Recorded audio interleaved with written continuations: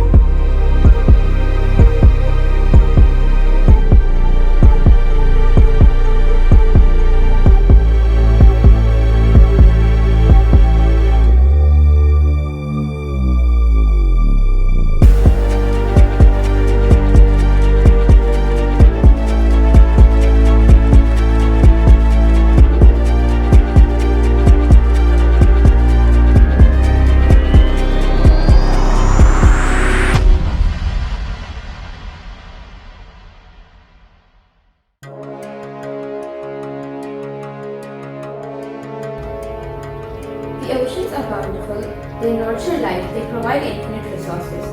This used to be oceans in the past. Currently, plastic drapes the oceans. We dump 17.6 billion tons of plastic into the oceans annually. This plastic chokes sea turtles, kills whales, and draws the life out of dolphins. It takes the ocean 450 years to decompose a single bottle of plastic. The same bottle will be finished in a single swig. Even then, the plastic is only broken down. It exists as tiny pieces known as microplastic, which pose a threat not just to life underwater but also to its land livers.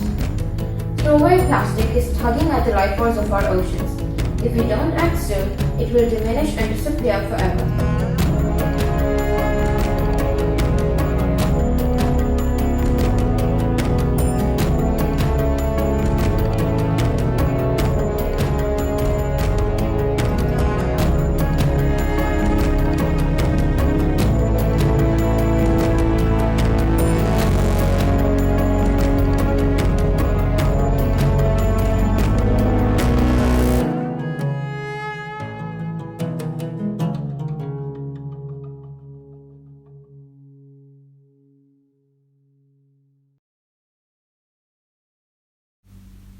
We kill 100 million fishes yearly.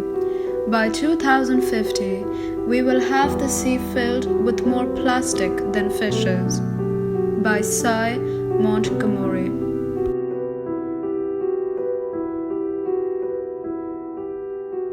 Life is life's greatest gift. Life underwater comes with extraordinary beauty and resources as necessary. That's right. The oceans and its creatures are a vital support for humanity and the world in general. However, our oceans are in terrible danger. Pollution, exploitation of fish, and overfishing are just some of the reasons why there might be a loss of much marine life in a brief period. If you're wondering what the outcomes of all these problems are, it's simple. The population of fish is going down rapidly. Let's zoom in to the problems and solutions of all. Statistics display a major decrease in global fish catch from 2012 to 2022. The initial fish catch in 2012 was approximately 90 million tons, whereas now, after going through a major tragic decline, the fish catch has fallen to approximately 68,000 tons. Furthermore, the leading country in exploitation of fish is China. Unless immediate action is taken, we can bid farewell to dissipating deep-sea dimension. I think one of the biggest change over time is just being able to find a way to sustainably meet the needs of our 8 billion and growing people, or the lack of actually being able to even supply the needs of these 8 billion people. I think that human activities have changed pretty drastically over time. A lot of it is just the stress of the sources of energy, the ways that we cultivate food and produce food, and the inefficiencies that we have to actually supply the basic needs for our growing population. Here are some of the reasons why fish rank as one of the highest rated food commodities. Millions of people in largely developing coastal communities depend on the fishing industry. Half the world's population relies on fish for a source of protein. This can be attributed to poor fisheries management, unsustainable fishing, economic needs, illegal and unregulated fishing. The impact of exploitation is that there's a loss of important marine life, which include the vulnerable species like sea turtles and coral. Sea turtles and corals are one of the most loved organisms in the world and are at the risk of extinction. Plastic in the ocean, rising ocean temperatures, and overfishing are major causes of coral bleaching, which can lead them to vulnerable diseases and impact all fishes worldwide.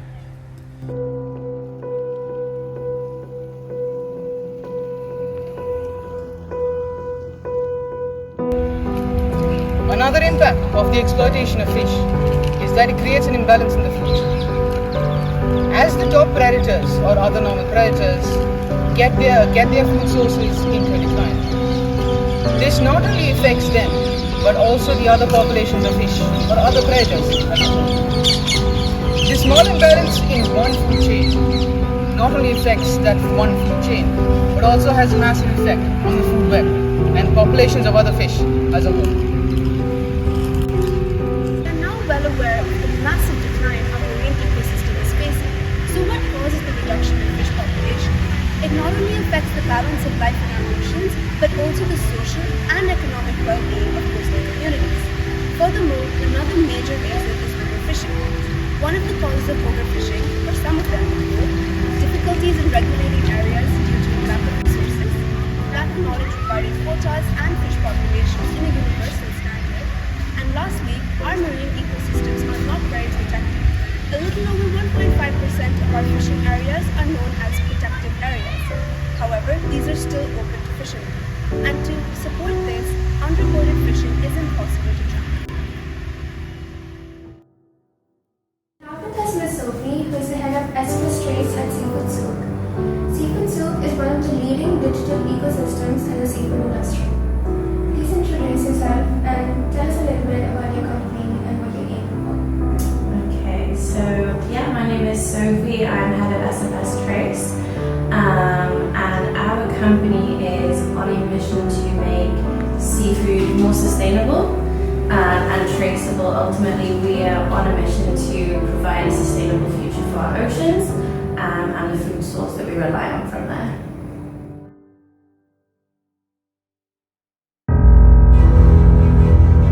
When fish are taken before they can reproduce, overfishing takes place. This can lead to the destruction of the food web along with other species of marine life, especially endangered ones like sea turtles and corals.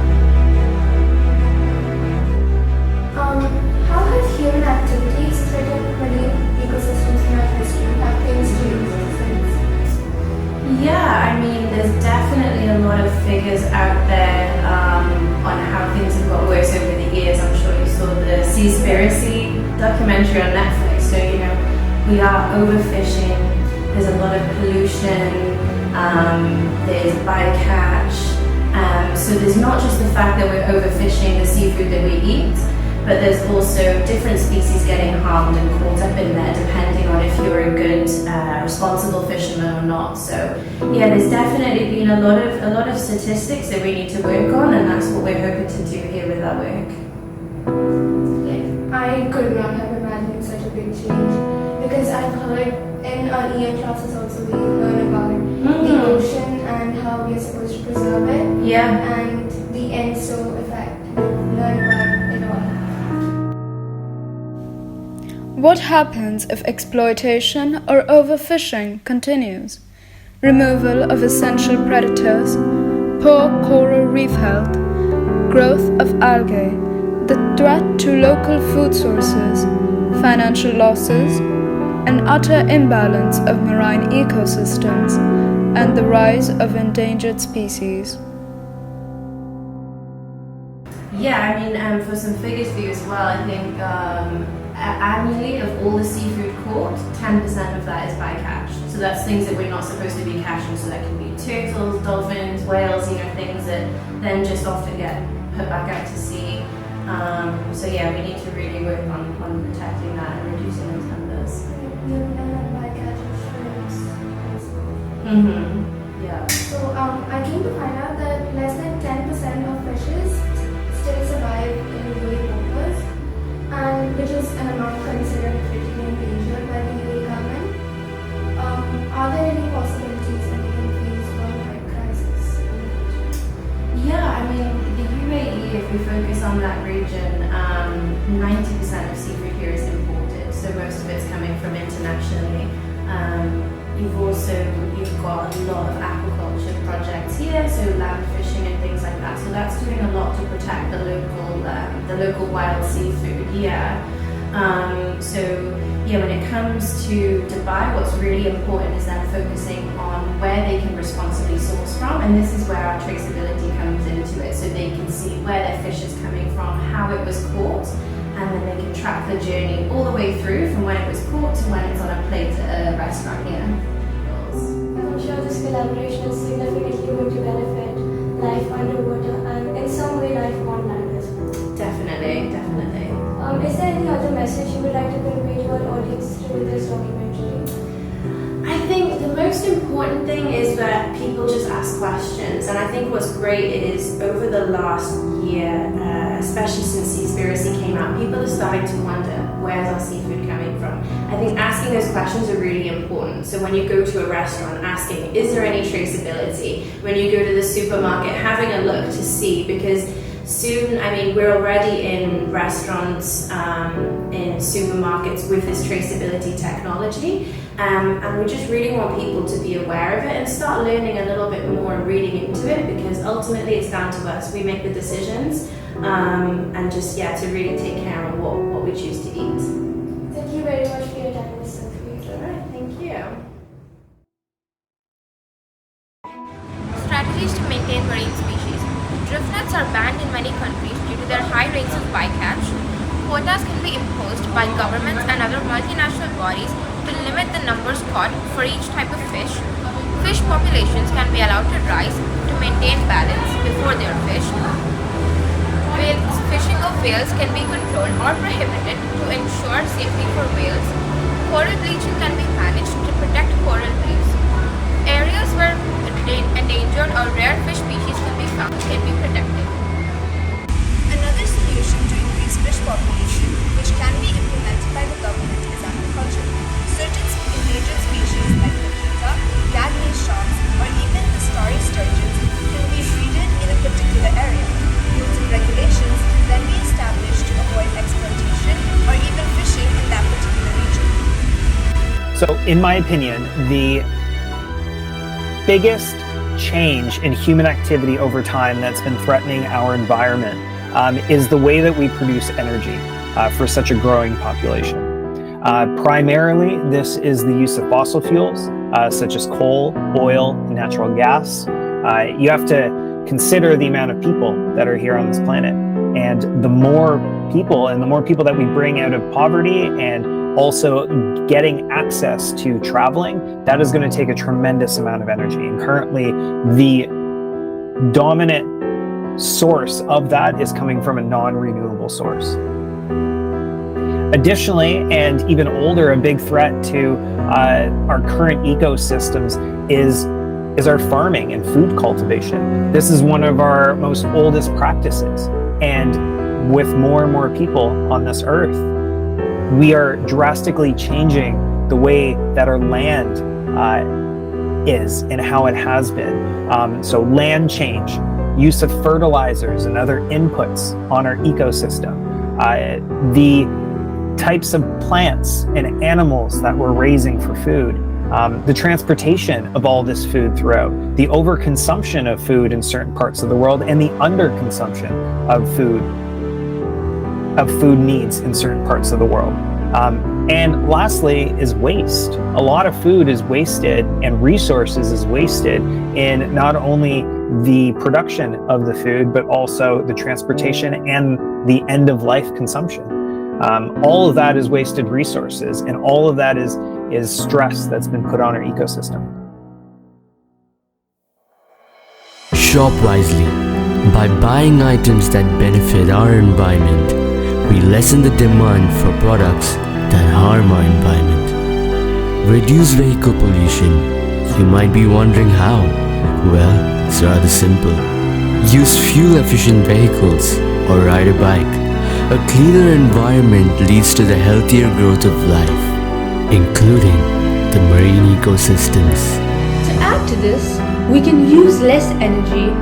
Reduction in energy usage will lead to a reduction in fossil fuel demand, lower levels of carbon dioxide, and therefore a major contribution in the fight against climate change.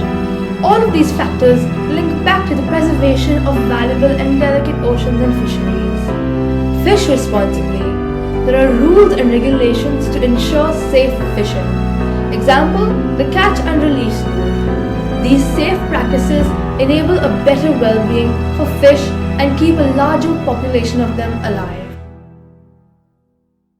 We need to come together in union to make a change on the planet we love and call home.